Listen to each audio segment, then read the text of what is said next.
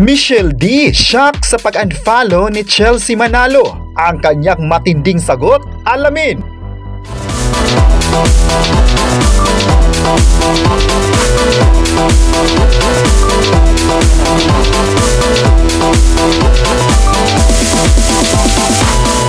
Clueless raw sa mga pangyayari si Michelle D tungkol sa pag-unfollow sa kanya.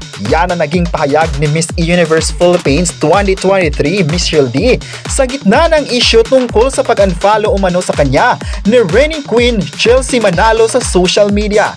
Matapos ang naging press con kamakailan lang sa Angels Walk 2025, si Michelle ay nakatsikahan ng entertainment press at isa sa mga naitanong ay ang nasabing issue. Agad na inamin ng beauty queen na nagulat siya nang makita ang pangalan niya sa headlines kamakailan. Ayon pa sa kanya, na-surprise na siya dito habang binuksan ang kanyang social media nung araw na iyon ay nakita ang kanyang pangalan sa headlines. Clueless raw siya sa mga pangyayari. Hindi niya alam na nasa headlines na siya dahil wala naman siyang ginawa at hindi ito patungkol para kay Chelsea or sa pageantry or sa showbiz in general. Wala daw siyang alam tungkol dito. Sinabi rin ng actress na nalaman niya ang issue sa ilang kaibigan, kabilang na ang isang mutual friend na si Atisa Manalo, na tinanong siya kung ano raw ang nangyari. Kwento niya, may common friend daw sila ni Atisa na nag-message sa kanya kaya na-flag siya sa kanyang headline. Clueless raw siya tungkol dito. Sa kabila ng issue,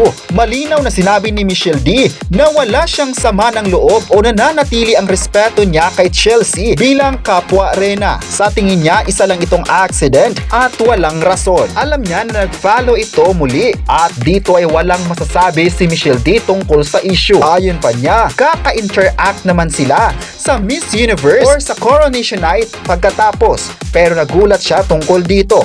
Dagdag pa ni Michelle D, simula nang manalo si Chelsea ay patuloy siyang nagbibigay ng suporta at gabay. Ayon pa niya, mula nung nanalo si Chelsea, nagbibigay siya ng tulong, lalong-lalo na ang advice. Winelcome niya si Chelsea with open arms at bilang susunod na queen, gusto niyang tumulong kung kailangan. Wala naman daw bad blood tungkol dito. Magugunita ang naging usap-usapan ng dalawa sa social media matapos mapansin ng ilang fans na in-unfollow ni Chelsea sina Michelle D at Atisa na kapwa Miss Universe Philippines title holders. Lalo pa silang pinagchismisan dahil sa naging cryptic post ni Michelle na may linyang "Practice what you preach." Ang hinala ng maraming marites, ito ay patama umano kay Chelsea na bagay namang itinanggi ni Michelle D sa interview with press. Sa ngayon, mukhang chill lang si Michelle at ayaw nang palakihin pa ang issue. Kayo, ano ang masabi nyo na sumagot si Michelle D tungkol sa isyong pag-unfollow umano